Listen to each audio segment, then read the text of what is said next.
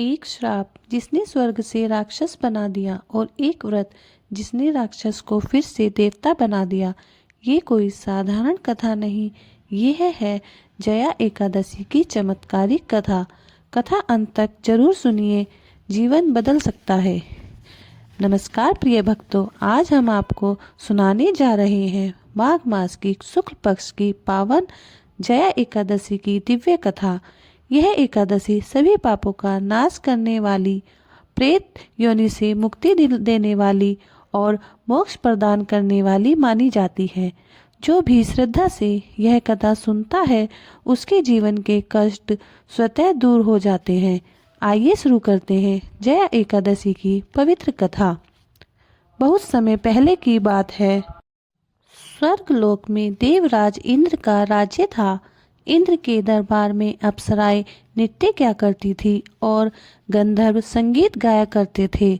इसी दरबार में एक दिन एक गंधर्व पुष्पदंत और एक अप्सरा माल्यवती उपस्थित हुए।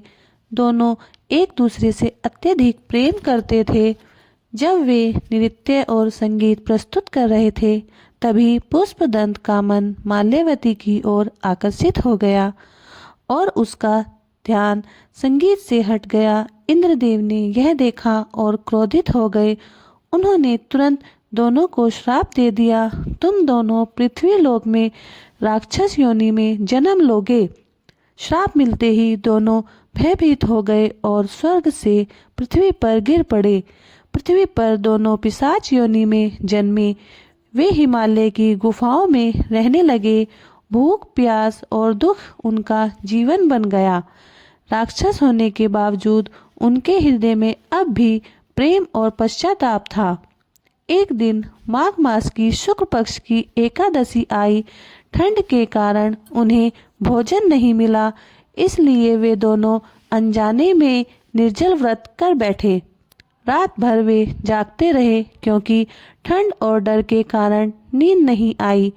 यह सब अनजाने में हुआ व्रत था। अगले दिन जैसे ही द्वादशी आई, उनकी राक्षस योनि समाप्त हो गई। दोनों दिव्य रूप में स्वर्ग लौट आए। जब वे देवराज इंद्र के सामने उपस्थित हुए तो इंद्र ने आश्चर्य से पूछा, तुम दोनों को इतनी जल्दी मुक्ति कैसे मिली?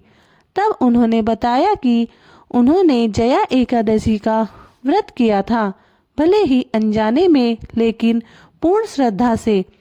यह सुनकर इंद्रदेव ने कहा, इसीलिए यह एकादशी जया एकादशी कहलाती है, जो मृत्यु, प्रेत योनि और दुखों पर विजय दिलाती है।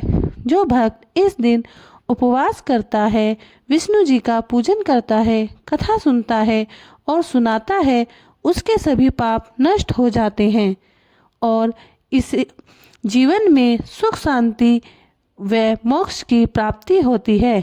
इसलिए भक्तों, जया एकादशी के दिन भगवान विष्णु का स्मरण करें, व्रत रखें और कथा अवश्य सुनें। अगर आपको यह कथा पसंद आई हो तो वीडियो को लाइक करें, चैनल को सब्सक्राइब करें और कमेंट में जय श्री विष्णु अवश्य लिखें। जय श्री हरि, जय श्री विष्णु।